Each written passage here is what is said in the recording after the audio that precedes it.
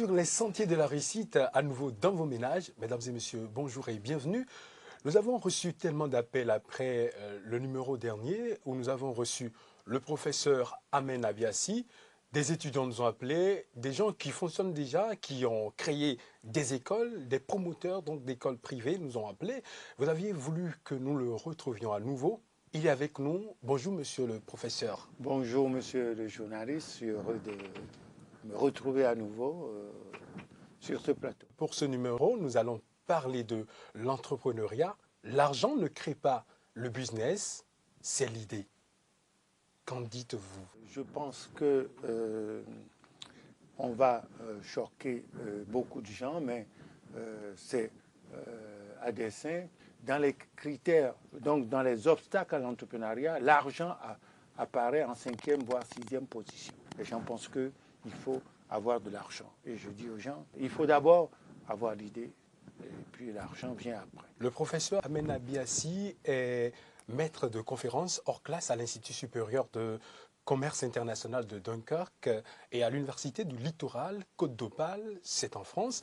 Il a eu précédemment un doctorat en sciences de gestion, mention très honorable avec des félicitations du jury, c'était en 1989. Vous êtes aussi le président du conseil d'administration de l'ONG Char Bénin et coach universitaire en entrepreneuriat. Vous disiez que l'argent ne crée pas le business, mais c'est l'idée. Est-ce juste des mots alignés ou toute une philosophie? Non, la fois dernière, j'étais encore avec un ami. Il dit, écoute, j'ai des gens qui ont beaucoup d'argent, mais ils ne savent pas quoi faire. C'est-à-dire qu'ils ne savent pas ce qu'ils vont faire avec ça. Donc, ça ne va pas générer d'autres revenus. Et puis, vous avez certains qui pensent que sans argent, mais ils ne pourront rien faire. Or, je vais vous donner 2 exemples de gens qui ont créé sans avoir de l'argent. C'est une dame à Paris qui a, qu'on va appeler un cordon bleu.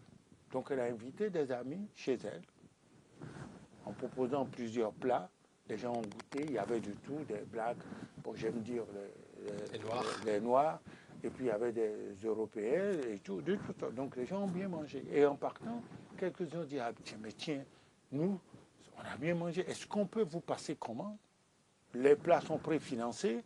À un moment donné, l'affaire a pris de l'ampleur. Elle est devenue un traiteur qui a pris une proportion. Bon, vous voyez, elle était partie de ses talents, ses compétences. Oui. Elle a créé. Je donne un autre exemple. Il y a un monsieur qui a eu son diplôme de coiffure. Bon, on était en France. Il n'a pas l'argent pour ouvrir son salon. Il a mis des affiches partout dans les supermarchés. Coiffeur mobile, véhicule véhiculé, est prêt à se rendre aux heures que vous indiquez chez vous pour vous coiffer. Il a commencé par être un coiffeur mobile. Il a fait le fil en aiguille. À un moment donné, il avait tellement de clients, il met une autre affiche, coiffeur à domicile, cherche coiffeur qui n'a pas de salon, à rejoindre les rangs et autres, c'est tout. Il a pris de l'ampleur. À côté, ils ont créé une deuxième entreprise. Souvent, les gens sont là, ils sont complètement coincés, entre guillemets, parce qu'ils n'ont pas l'argent nécessaire. Or, l'argent, quand le projet il est bon, vous trouverez toujours des financeurs. À vous écouter, on a l'impression que l'entrepreneuriat est tellement facile. Nous sommes allés à la quête de réponses sur le sujet de l'entrepreneuriat. La création de l'entreprise, moi je pense que c'est l'idée qui constitue le facteur principal. Parce que toute personne qui a une idée peut pourtant dire entreprendre une activité lucrative. C'est l'idée qui crée les business. Il faut d'abord avoir l'idée avant de pouvoir créer le business. L'argent, ça vient après. L'argent d'abord. Si l'individu n'a pas l'argent, mais qu'il a l'idée d'entreprendre, il peut chercher quelqu'un qui a les moyens capables de le financer afin de pouvoir entreprendre son projet. C'est d'abord l'idée. Parce qu'il faut non seulement avoir une idée, mais une bonne idée. Ensuite, l'argent, parce que les deux ne s'opposent pas. Les deux sont complémentaires. C'est l'idée qui crée le business. Sans l'idée, en fait, même quand tu as l'argent, tu risques de faire un mauvais investissement. Et là, ça peut conduire à la faillite. L'idée permet de connaître ce dont les gens ont besoin sur le marché et d'innover à chaque fois.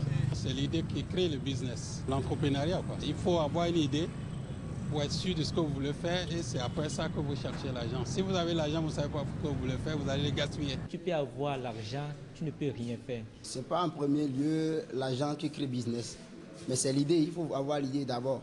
Et en dehors de l'idée, il faut l'argent pour l'accompagner. Et là, ça pourra marcher. Nous venons de suivre une vidéo dans laquelle nous avons pris le soin d'avoir toutes les couches et d'avoir leur réponse par rapport à l'idée ou l'argent qui crée l'entreprise. Le futur, c'est la jeunesse.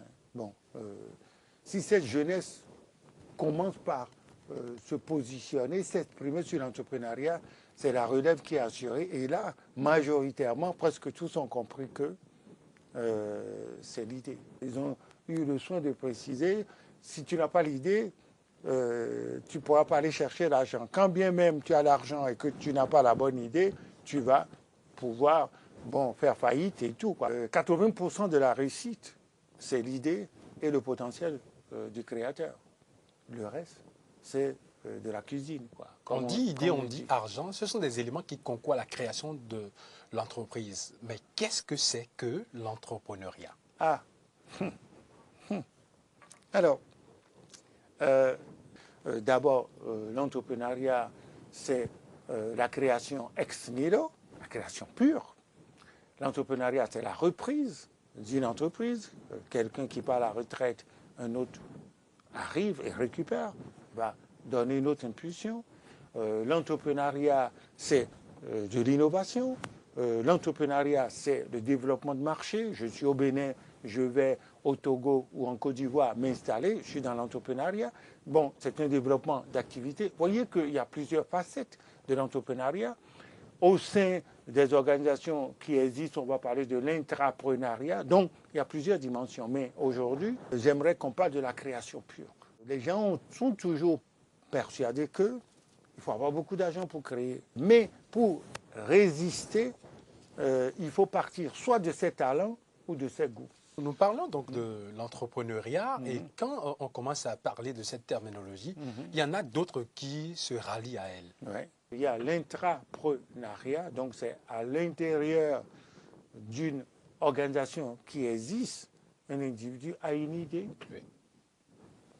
On va encourager cette idée et ça va donner naissance à une autre entreprise. Il devient une division autonome au sein de l'entreprise ou alors on crée une entité qui est partie prenante du groupe. Il y a ce que les banquiers adorent, c'est la franchise. C'est-à-dire que quelqu'un qui a déjà apporté la preuve que son idée a fait du chemin, a généré pas mal de bénéfices, donc il va chercher des individus qui ont envie de s'installer, mais qui ne veulent pas prendre les risques de la création pure. Il a l'enseigne, il a le nom, et tout le savoir-faire du franchiseur va être transféré à ce franchisé-là. Et ça, c'est aussi de l'entrepreneuriat. Donc la franchise, c'est de l'entrepreneuriat. Aujourd'hui, on veut que tout le monde aille forcément à l'entrepreneuriat. Mais quelles sont les étapes? Moi, j'ai coutume de dire, tout le monde n'a pas envie, parce que c'est le parcours du combattant. Très peu sont courageux pour plonger. Autre élément, c'est, dans une troupe, il y a ceux qui vont être tireurs d'élite et ceux qui vont suivre la masse. Donc, ça permet de dire que tout le monde ne peut pas. En même temps, ce n'est pas parce qu'on n'est pas allé à l'école qu'on ne peut pas entreprendre. Vous pouvez avoir des autodidactes, des gens qui n'ont pas mis pied dans une université, dans une école, mais qui vont entreprendre et vont réussir. C'est l'intelligence pratique, ça. Si vous le permettez, nous irons dans le grand marché de Lomé au Togo, où nous allons découvrir une femme qui nous enseigne qu'on n'a pas besoin de moyens financiers avant d'entreprendre.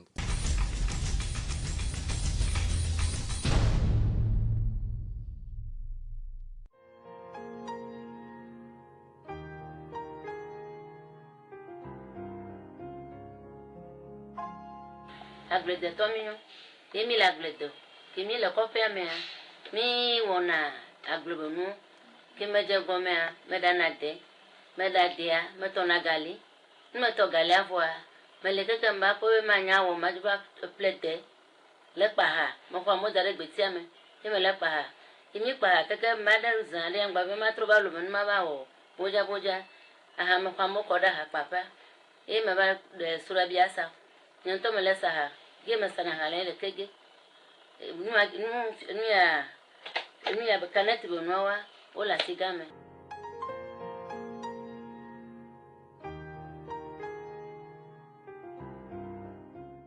Ya me ne pana ha mo kwa mo pana ha.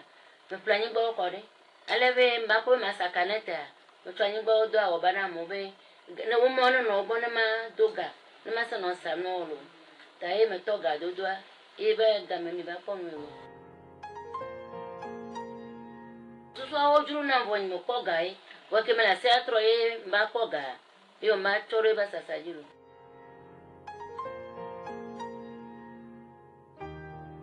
Adore pe pene la wa ya dudule me. Gome jeje avena bonu wamba ba Canada me. Ala le benenua adu nsi ni le be ya wo kwa nse la no la me la choji ona do akwa la yin ko.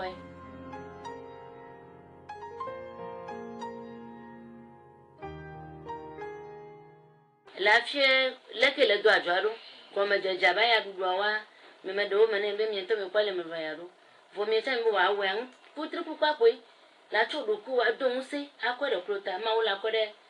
Nous étions donc dans le grand marché de Lomé où nous avions eu le temps de rencontrer Madame Abla Kouodo, qui est partie pratiquement de rien et qui a installé des entrepôts un peu partout à Lomé. Elle dit des messages très forts. Quand je voyais ce reportage, elle a dit les deux éléments essentiels, c'est-à-dire l'idée et la volonté. C'est-à-dire qu'il faut avoir la volonté, donc c'est pour ça qu'on parle de potentiel de l'individu. Bon, avec ça, vous allez drainer vers vous les capitaux qui vous permettent de réussir. Quand on aborde la création d'entreprises, les gens vous présentent des business plans où vous voyez des états financiers qui sont gonflés artificiellement, tout simplement parce qu'on a bâclé la partie économique. Or, la création d'entreprises, de l'idée au projet, il y a 6 étapes. Lesquelles? Première étape, on vous demandera, en tant que coach et tout, quelle est votre idée. Deuxième étape, quel est l'apport innovateur de l'idée. Tu n'existeras pas sur le marché si tu n'apportes rien de nouveau, rien de différent ou d'innovant par rapport à ce qui existe. Quand tu arrives à Comé, Fofovi, à Bloaré, tout le monde veut faire la même chose. Donc à un moment donné, il n'y a pas de la place.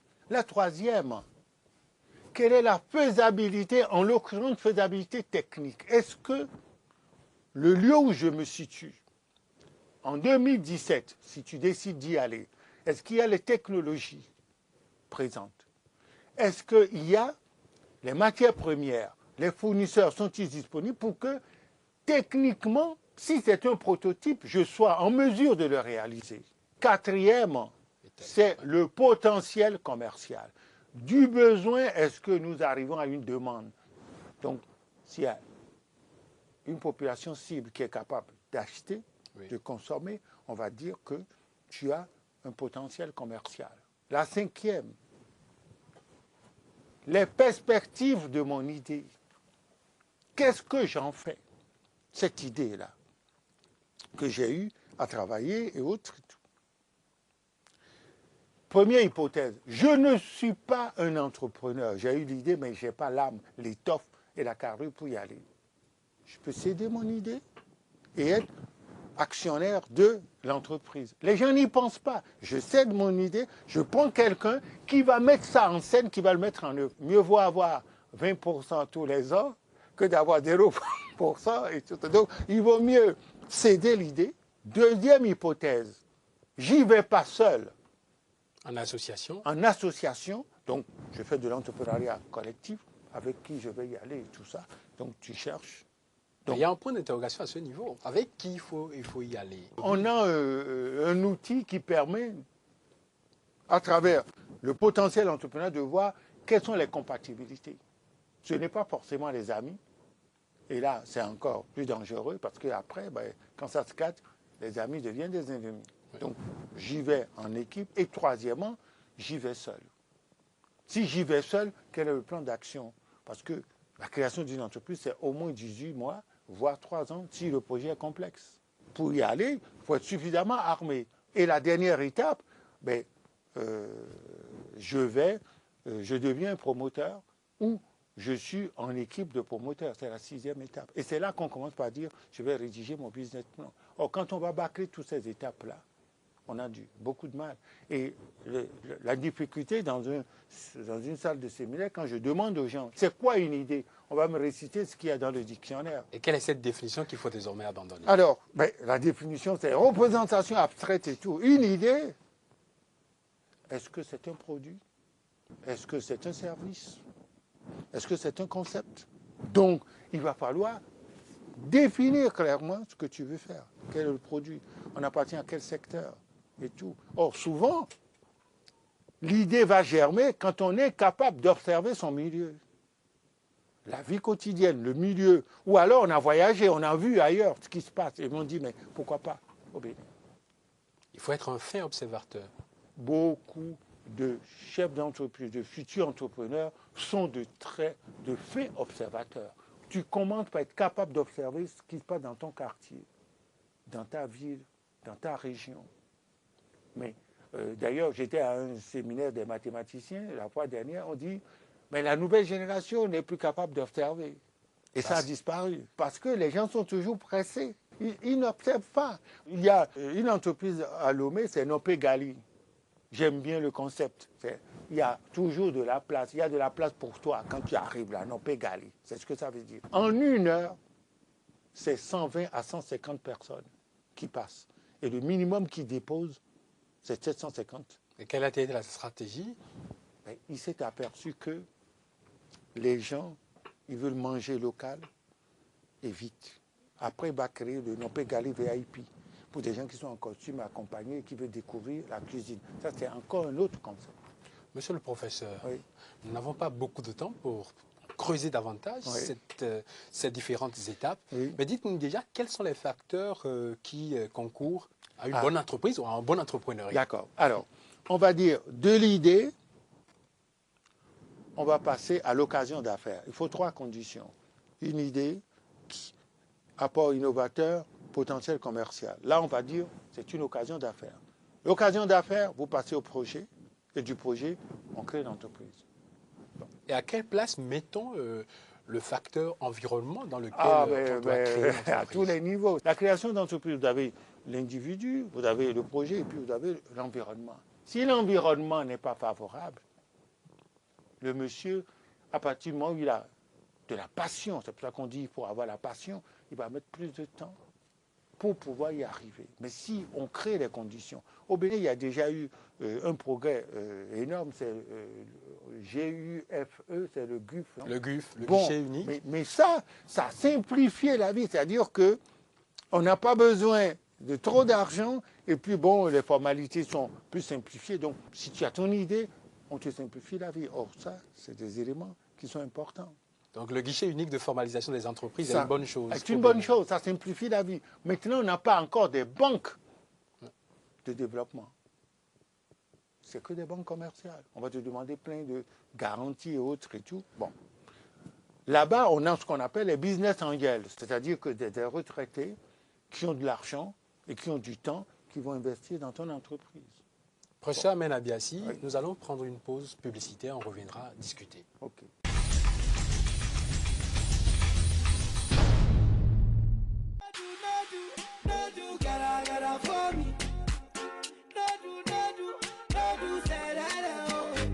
UPONM, la toute première université privée à ouvrir ses portes au Bénin en 1992 sous la dénomination CEPIB Formation. UPONM, la première université privée à délocaliser des diplômes français de licence et master. UPONM, la première université privée au Bénin à obtenir l'accréditation CAMES. UPONM, la première université privée la plus grande en effectifs. UPONM, la première université privée pluridisciplinaire au Bénin avec 7 écoles et instituts autonomes. UPONM, la première université privée à vous garantir l'assurance qualité dans l'enseignement. Suivez la première et entrez dans l'univers du numérique, du social et de l'entrepreneuriat. UPONM, la formation droit à l'emploi. Mesdames et messieurs, sachez que nous sommes toujours sur votre émission, sur les sentiers de la réussite. Et c'est le moment pour nous de retrouver notre rubrique Projet Porte-Bonheur.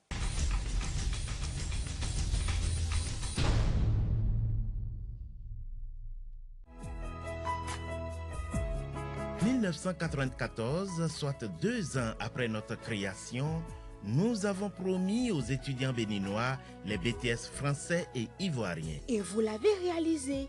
Nous vous avons promis la délocalisation des diplômes français. En 1997, des Bac plus 3 et Bac plus 5 grâce à l'École supérieure de commerce de Toulouse. En 2002, des masters grâce à l'Université catholique de Lille.